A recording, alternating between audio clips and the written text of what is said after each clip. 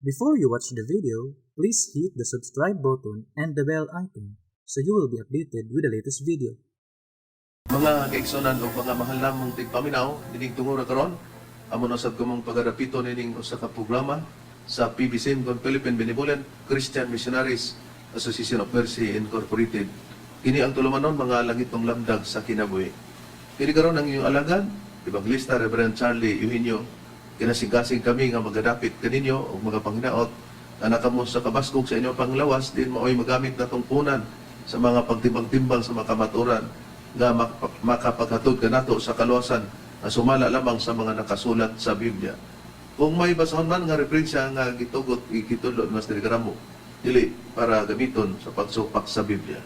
Kung din itong oras karon, magapaila pa ang kauban pa, ebanghilista o ministro. Kiniusap si Brother Dib sa Isaba. O gihatag ko pa kamo sa kaubang ministro o ebanghilista. Kumusta sa kaninyo, magagalanong magigsunan, kinusab si Brother Ronald Kanyaman. Kung nininggayo na, ihatag ko pa kamo sa pagpailap pa sa kauban pang ebanghilista o ministro. Kumusta umayong paminaw usab sa gihapon? Kini ang inyong igsoon ebanghilista Brother Juan Ronilo Mangalos magiguban usab kaninyo. O ang programa sa BBC mabati na kini sa 24 ka mga radio station Visayas ug Mindanao. Pagkaron sa pagisgot sa tima, balik ko kamo kang Reverend Charlie. Ining higayon na karon mga mahal namong tigpaminaw, mga kaigsunan, ang atong pag-isgutan mahitungod sa atong pagtuon karon mao kini, ang Dios may pagtugot ba sa iyang katawhan nga sila makigtandiay pagdaig sa pagpasigaran po nila sa ilang kaugalingong binuhatan. Ngano nga kini mao ang atong gihimong dugukan sa atong mga pagtuon. Tungod kay para may baluan nga ang Dios ba, yatagan ba niya ang iyang katawhan pagtugot nga itandi niya ang iyang kaugalingon ngadto sa uban,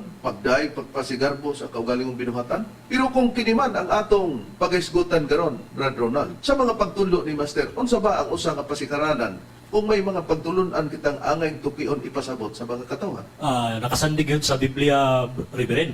Huwag ka na, babasa po na to sa atong basahon, kining balaod sa misyon, sa page 14 sa numero 9. Gidili ang pagkiskis sa kilay sa mga babae, ug pagabit sa eyebrow ug eyeshade, kay supak kini sa kabubuton ni Master. Ngano nga gidili man kini ni Master, aron ba supakon ang kabubuton sa Dios? Ug kini ang atong susihon ug ipasikad ta sa mga nakasulat sa Biblia, kay kini man ang sandiganan sa pagtuo. Matinaw mga kaigsonan o mga mahal namong tigpaminaw nga kung magsusitas mahitungod sa Dios nga may pagtugot ba sa iyang katawhan nga sila makigtandiay pagdaig sa pagpasigarbo nila sa ilang kaugaling binuhatan. Ang gitudlo ni Master nga gamiton para atong masayran kining maong topiko mao ang Biblia. Kay kini ang Biblia sa gitugon ni Master, mao kini ang sandiganan sa maong pagtuo. Daw unsa ba di ay ka bililhon ang maong Biblia ngano Brad Diver nga kini mauman ang sandiganan sa atong pagtuo ug mooy basihanan nato nga pagtuki nining atong topiko karon. Tungod kay gituga kini Reb, kining Biblia, gikan sa Dios gud ang nagtuga niini ngadto sa tao. Atong pagapribahan ang buhing pulong ikaduhang Timoteo kapitulo 3 bersikulo 16 ngadto sa 17 nagaingon ini. Ang tibuok Biblia gihatag kanato pinaagi sa pagtuga gikan sa Dios. Kini makatabang pagtudlo kanato kung unsa ang tinuod ug makapasabot kanato kung unsa ang sayop sa atong kinabuhi. Mutulid kini kanato ug mutabang kanato sa pagbuhat kung unsa ang matarong 17. Mao kini ang paagi sa Dios. Kita andam diha sa tanang bahin, hingpit nga sinangkapan aron pagkabuhat ug maayo ngadto sa tanan. Kung mao matin-aw ang nakasulat sa Biblia, nga ang Biblia Dios ang naghatag o nagtuga nini sa paggamit nga para gamiton nga matudlo ang tao, matulid siya sa iyang mga binuhatan. Busa Dios ang nagpahiluna o nagpahigayon nini. Pero kung gamiton man nato ang Biblia, Brother, si Master ano na may pagtugot nga pagkumparar sa bisan unsa nga mga version o translation sa Biblia? Aduna rin, sanglit ang pagpahayag sa atong magtutudlo ng pagtuoy sandig sa Biblia, pero si Master nagpahayag usab nga ang paggamit sa mga nagkalain-laing bersyon sa kasulatan dili pod kasupak para niya. Gani kining atong prinsipyo ana man pod sa pagtulod-an sa SDE. Atong gidawat pod kay sila ana man pod prinsipyo nga ang kasulatan itandi sila ing kasulatan kung pangitaon ng kamaturan. Yatay basahon nila rin nga naguluhan Steps to Christ kung ang dalan paingon kang Kristo. Basahon ako sa pahina 103 no. Ang pagpahayag ini gingon sa pagpahayag sa mga basahon nila gingon. Scriptures must be compared with scriptures. There must be careful research and prayerful reflection. Sa ato ba, ang kasulatan kinahanglan nga itandi sa laing kasulatan. O kinahanglan nga dunay maminatngunon nga pagtuki o pagsusi o mainampuon nga pagpamalandong.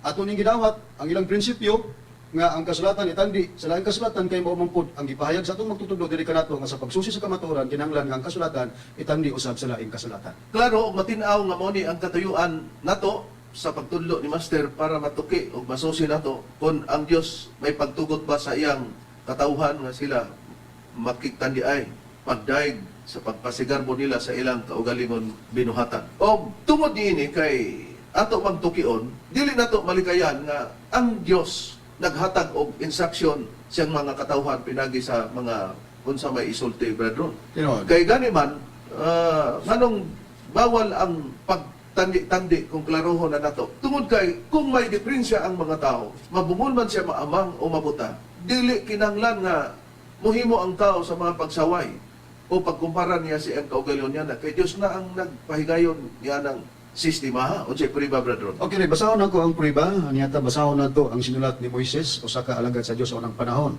Basahon ako din sa Exodo, Kapitulo 4, versikulo 10, ngadto sa versikulo 12. O ang atong pagabasahon, brethren, nga Biblia. Okay, kining Biblia nga Kristohanong katilingban. Kung nakita niini nga maong Biblia hubad sa Kristohanong katilingban nga Biblia akong pagabasahon ningon niini ang nakasulat.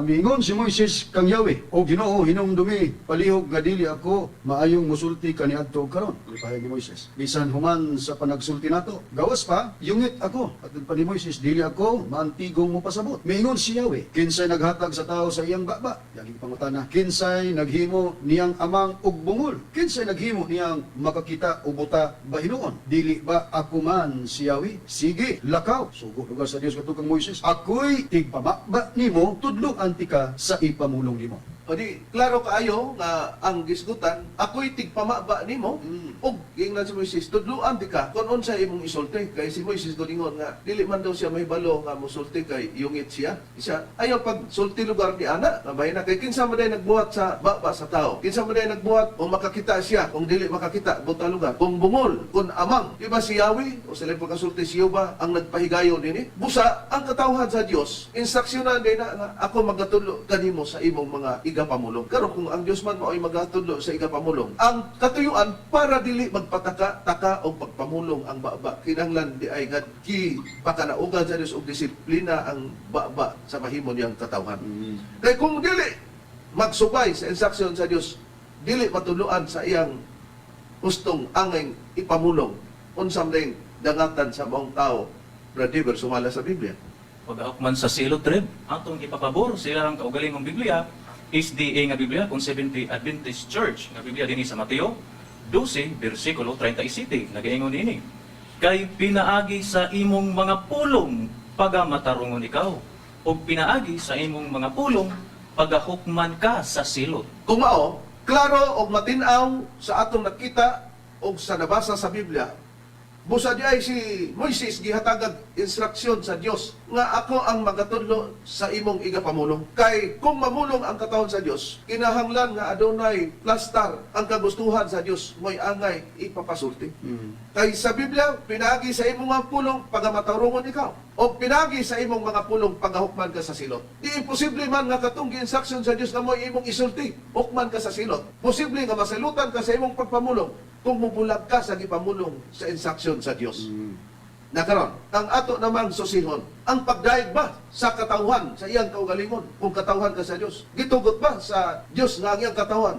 Magdaig sa iyang kaugalingon sa pagpasigar mo, itandi ngadto sa ubang isigatawo, Brad Ronald, sumala sa Biblia? Ani arib, akong pagkabasahon, ipabor na ako sa Biblia nga SDA kung Seventh-day Adventist Bible. Dinhi sa nakasulat sa ikaduhang Korinto, kapitulo 10, versikulo 18, ingon ini nga atong mabasa. Kay ang tao nga nagadaig sa iyang kaugalingon, dili man mao ang pagakahimutan, kundili hinuon ang tao nga gidaig sa Ginoo. O di, klaro og matinaw ang gisugilon sa Biblia sa gibasa ni Brad Ronald. Kay ang tao daw nga nagadaig sa iyang kaugalingon, dili man mao ang pagakahimutan, kundili hinuon ang tao nga gidadaig sa Ginoo. Ang Ginoo mo'y mudaig nato. Dili kay kita magdaigdaig sa atong kaugalingon sumala sa nakasulat sa Biblia. Pero kung atong susihon atuan nato ang ubang-ubad sa Biblia, brethren, kay sa ato nang naplastar nga ang kasulatan itandi sa ubang kasulatan sa tuig tinguha nga masabtan nato ang gustong mga pagsabot o giunsa pod sa pagsulti sa ubang pahayag sa kasulatan. Okay, Rev. Niyatay Bibliang ang buhing pulong, atong basahon o akong basahon, ang ibasa sa kaubang ministro, ang sulat ni Pablo, ikaduhang Korinto, Kapitulo 10, versikulo 18, kung giunsa na din sa pagpahayag sa mong bersyon sa Biblia. Gingon, kay dili kadtong magadaig sa iyang kaugalingon ang dawaton sa Dios, kundili siya nga iyang gipasigaan. Busa sa gibasa sa ilang Bibliang SDA, ang tao nga nagadaig dili man mahimot ang Dios ni ana kung magdadaig siya siyang kagulingon. Sa kini nga bersyon pod, ang nagadaig siyang kagulingon dili usab dawaton sa Dios, kaya ang iyang pagadawaton kadto lamang iyang gipasigaan. Di naklaro nga katong iyang gipasigaan. Nga katong iyang gipasigaan, mo nay gipasabot nga iyang gidaig sa Ginoo. Mo toy daygon niya, dili ikaw moy magdaig sa imong kaugalingon dili. Ang gidaig sa Ginoo. Pero kinsa katong iyang gidaig? Katong iyang gipasigaan. Kinsa ba ang iyang gipasigaan? Mao ang iyang katawhan. Nga gihimo niya nga mao ang kayag. Unsay priba nga mo na ang gipasigaan, Brad? Di ba sumala sa Biblia?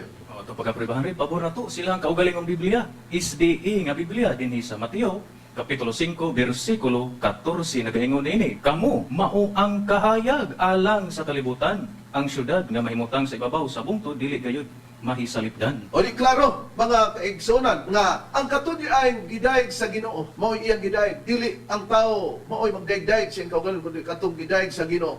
Kung kinsa man ang gidaig sa Ginoo, katong iyang gipasigaan. Di na anay pagsiga nila. Nga naman, kay gihimo sila nga kamo mao ang kahayag alang sa kalibutan. Ang syudad nga nahimutang ibabaw sa bungtod dili gid mahisalipdan. Klaro sa Biblia nga SDA Bible Code 70 Adventist nga Biblia. O di sa ato pa, mailhan di ay katong mga katawhan nga wala pasigae.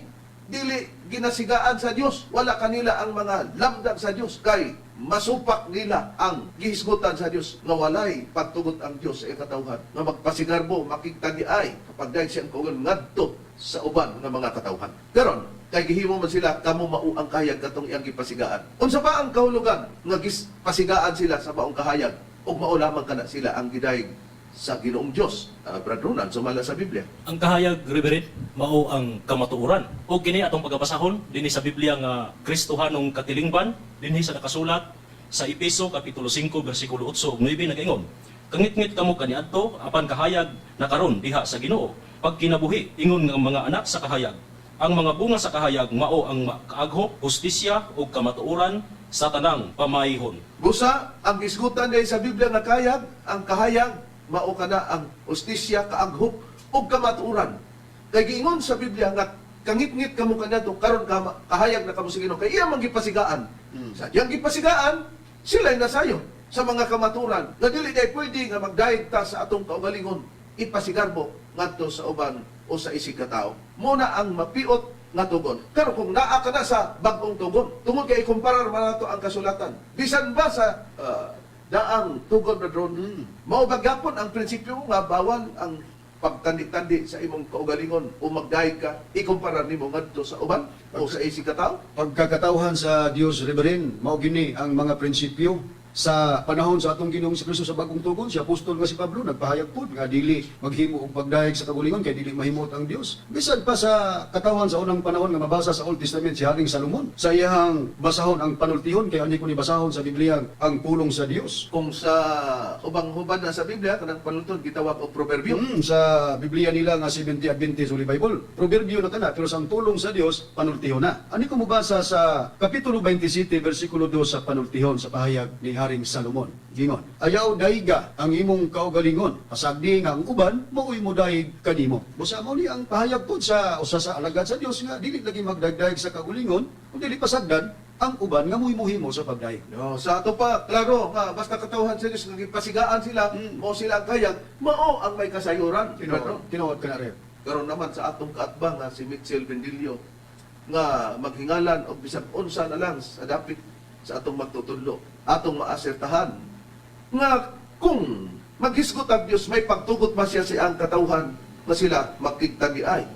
Pagdaig sa pagpasigarbo nila sa ilang kaugalingong binuatan. Sa nabasa na to?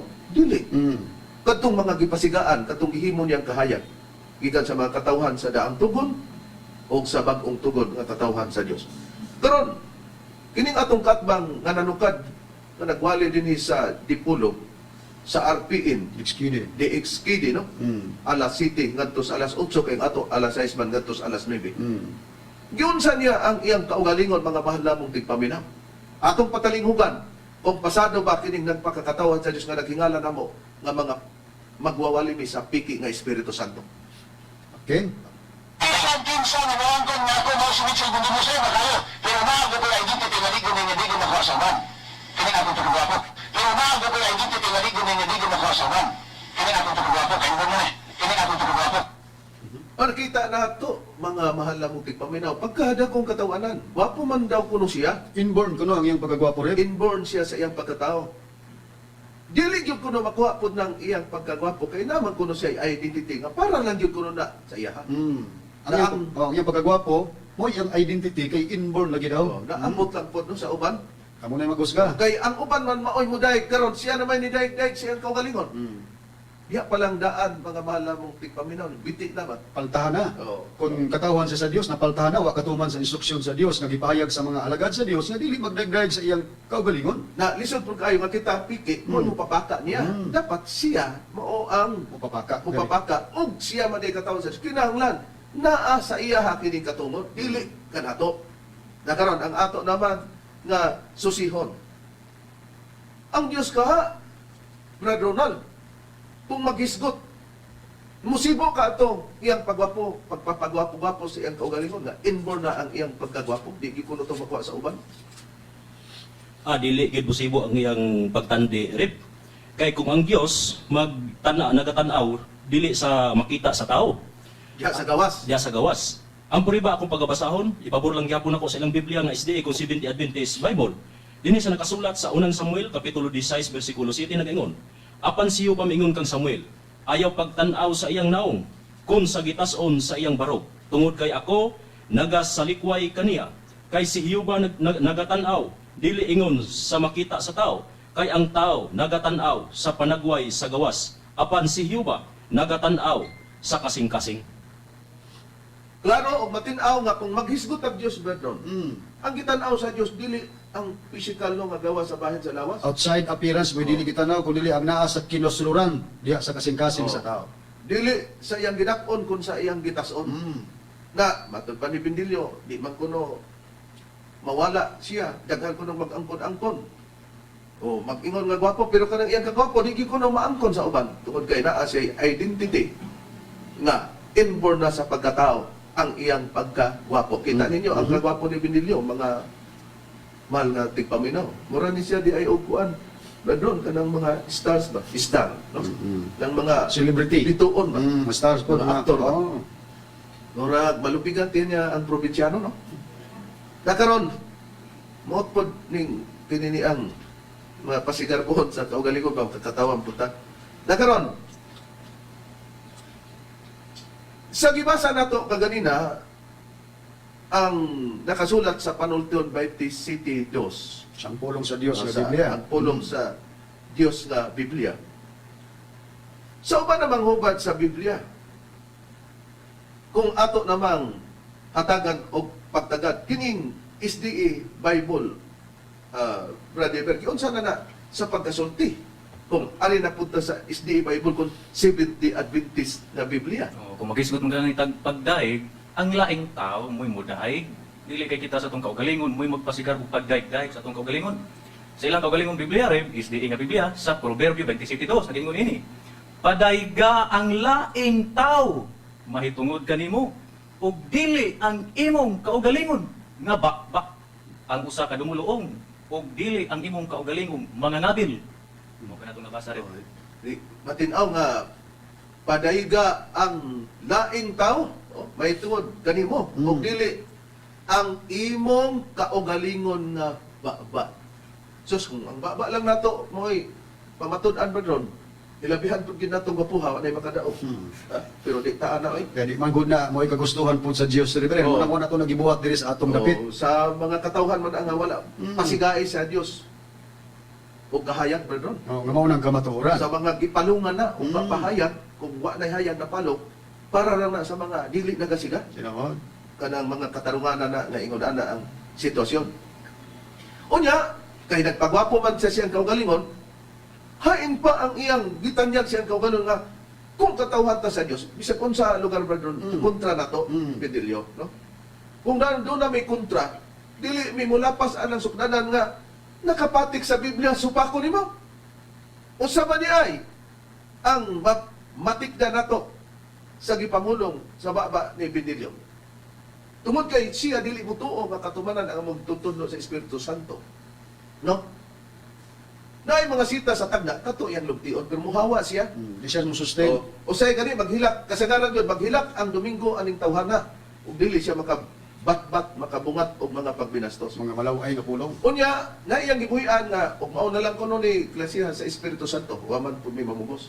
May pa daw, ug wala kuno Espiritu Santo. Ngano?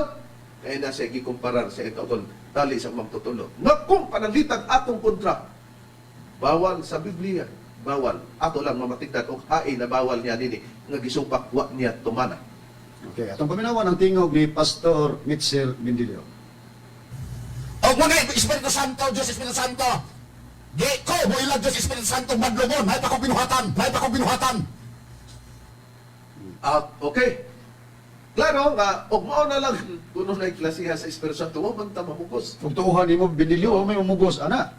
Kay kung pananglitan mo na imong prinsipyo, anong nituo man ta brado? Nituo man mo. Di lang kita, daghan man mga membros Oo. PBC nga mituo. Atong gipangamos kagikan sa Oo. tinipong bansa o uban pa. Oo. No? Na maayo pa man daw kuno siya binuhatan aning atong Espiritu Santo nga badlongon. No, sa kamatan na pud na kapag dahil sa iyang kagulingon, Oo. kanina inborn ng iyang pagkagwapo, identity niya karon ikumpara ang iyang kagulingon sa atong magtutudlo din nga siya mas maayo pa kunog binuhatan. Akong tanaw din kung sinultihan pa na sa mga katawan sa Diyos, pag makakita kontra, iya na bang ihanok na maayo pa ko, uyunan ba na sa Diyos? Ibutang ta, granting, without admitting, nga ang among magtutulo, dili mao ang Espiritu Santo. Granting nga, dili maayog binuhatan. Makatarunganon na balangkod, nga musulti ka, nga maayo kang binuhatan. Atong susiyon ka na karon sa nakasulat sa Biblia. Pero dili ikalimon, nga ang Espiritu Santo, gitag na o gisugilon sa Biblia, bisan, dili mo tuo ang tao sa katumanan, pero naagyoy makigbatok sa Espiritu Santo. Ayon ang Pray Bible Ron, Okay. sa Biblia. Yari, basahon ako rin atong ipabor sa Biblia nilang Seventh-day Adventist Holy Bible sa pahayag dinhi sa Buhat Kapitulo 7, versikulo 51 ang pagpahayag ingon ini.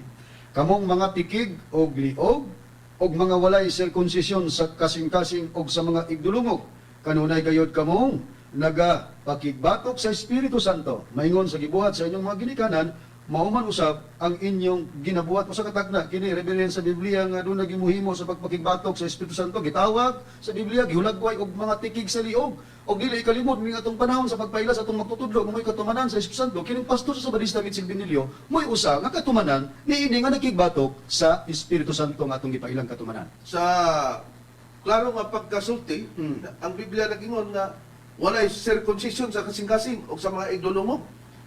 Oh. Karon, ang ato namang susihon, nadungog man nato nga nagpagwapo siya siyang kaugalingon, inborn na, ato na pong nakitaan kung unsa kagwapo sa iyang dagway, ug hain baka ato ang nakapapagwapo niya nga inborn. Ha? O kung kita gwapo niya, nangapanganta, gwapo ba di ay pananglitan, na, di po na magbot na na. O ang atong mga ngipon, nga unsa na pananglitan ba doon? Kita na malang po di ay mo imang ingong gwapo. Ang atong mga ngipon, di po kami ingong gwapo di atong ngipon ba doon? Lisod po, no? Pero ang buot na ito ipasabot. Bisan pag matinuod nga gwapo ta bra doon. Ang Biblia wa gyud mingingon nga basta gwapo ka, sulti lang. Oh, dayga imong kagulingon. Okay, pwede na na. Oh, wa gyud bitugod sa Wa Biblia. man gud matugot na. Nagaron. Atong nakita nga maayo pa daw siya binuhatan. Kung atong susihon napod ang pagmamatuod sa Biblia, pwede ba na? Magdayeg ta sa atong kaugan, ikumpara nato sa uban brother, sumala sa nakasulat sa Biblia. Na dili gyud gihapon red. Arita sa Kristohanong katilingban sa Panultihon 27 bersikulo 2. Kaya nga itong gibasa ganina, kung doon naman, Oo, is the Bible, no? oo. Unya, ang pulong sa Ang pulong Diyos. sa Diyos, oo. Karon, Kristohanong katilingban. Moro gyapon nga bersikulo Panultihon 27:2. Nagaingon ini. Pasagdi nga daygon ka sa uban ug sa dili nimo kaila. kaysa maggikan sa kaugalingon mong baba ang pagdayig. O di klaro, pasabdi nga daygon ka sa uban o sa dili nimo kaila. Katong dili nimo kaila. Bisan pag nakaila man mo day, pagkagwapuha man day ani ni Benilyon. Kana, way kasupag sa Biblia, o kana mamimihimo sa pagdaig ni mo do, Benilyo. Dili lang ang kaugalingon. Pagka maayo man day ni binuhatan ni Benilyon, no? Kana ang gisgutan sa Biblia. Pero pagka masupak na ang pagdaig sa kaugalingon, dili man day na karakter o kinaiya binuhatan sa mga katawhan sa Dios. Unsa man ang tawag niya na sa Biblia nga gipakita Brad Ron sumala sa pagpakita niya na. Okay, atong kuhag bahayag, si Apostol nga si Pablo Reverend, tinundan sa atong Ginoong Kristo. Pero ari sa Biblia, gitawag ang buhing pulong. Ako pagkabasahon sa ikaduhang Korinto, Kapitulo 10, versikulo 12. Kunong sa ba ang pagulagway ni Pablo, nining mga tao nga mahilig magdayday, pagwapo, mahilig magpadayag sa kagulingon, may binuhatan. Oo, basahon ako. Ayaw lang kamo kabalaka, kay dili ako moingon nga ako bantugan. Nagayod sama sa mga tao nga nagsugilon kaninyo ug nagdaig sa ilabihan sa ilang kaugalingon. Sa mga lugar nga inborn ang pagkagwapo, may binuhatan. Gingon dahil, ang nakaparat niya na mao nga sila nagtandiay lamang sa ilang kaugalingon ug naghimo sa ilang kaugalingon nga sukdanan batok sa ilang kaugalingon. Kini naghimo kanilang mga walay buot. Bukat ang gibiya ni Pablo rin, basta mga tao dahil nagtandiay, magdagdag sa kagulingon, naghimo sila kagulingon. Magpagwapo, naghimo daw na silang kagulingon nga walay buot. Oh, dili kami ang nagsugilon, Benilyo. Ibasa lang namo. Kay ang Biblia, ang nagtuga Dios man, gitudlo nga gidili ang pagdayeg nakatawon magkakasa Dios bisag magkinaon sa kontrata. Ayaw pagdagdag sa imong kaugalingon nga gwapo ka. Ayaw pagdagdag og maayo ka og binuhatan. No. Balikan ta ang iyang pagkumpara sa iyang kaugalingon nga maayo siyang binuhatan. Atong paminawa ng tingog ni Mitchell Benilio. Muna Diyos Espiritu Santo, di ko boilag Diyos Espiritu Santo, may pa kong pinuhatan. Oh. May pa daw sa binuhatan lagi. Di kuno siya mo ila og Espiritu Santo kay maayo pa man daw kuno siya og binuhatan. Nakaron. Atong tan-awon ang pagkamaayong binuhatan. Balikan nato ang ibasa nato Ron kaganina no ikaduhang Korinto 10:12 ang Buhing pulong. buhing pulong. Jace 18. Sa 10:12 man to ganina. Oh. Kung balikan ta ang kapitulo 10 pero dili na ang bersikulo 12 anhas 18. Yun sa napagsugilon Brad Ron. Okay, basahon ako, pero sa Biblia nga ang pulong sa Dios Reverend. Kining pahayag na po ni Pablo, ikaduhang Korinto Kapitulo 10, versikulo 18, ingon. Kay ang Ginoo dili malipay sa tao nga nagadayeg siyang kagulingon. Tuwa na, dili malipay ang Dios kung ang tao magdagdayeg siyang kagulingon, kundi sa tao nga iyang ginadayeg. Oh, dili malipay daw ang Ginoo. Benilyo. Nga magdaig-daig ta sa atong kaugalingon. Kung dili ang Ginoo mo'y mudaig nato. Matod pa sa nakasulat sa Biblia. Busa, bawal sa katawhan sa Dios ang pakigtandi siyang kaugalingon, pagdaig, pagpasigarbon niya, ay kumparar ngadto sa uban. Kana ang natun-an nato mga mahal mong tigpaminaw. O katong nakita nga si Benilio dili gid mohaw magkatawan sa Dios kay wa katuman sa reglamento nga bawal nga magtandi sa imong kaugalingon ngadto sa uban. Niabot naman ng oras sa ngalan na lamang sa magtutulo mas na Tomas di Ministro kini ang inyong alagad. Evangelista Reverend Charlie Iminyo sa ngalaw sa kauban nga evangelista o ministro. Kiniusab si Brother Debs Lisaba. O kiniusab si Brother Ronald Canyaman. O kinusab ang inyong igsoon evangelista, Brother Juan Arulilo Mangalos kami hangtod sa sunod higayon sa samang takna ug samang istasyon. Daghang salamat sa inyong pagpamilya. DXPR.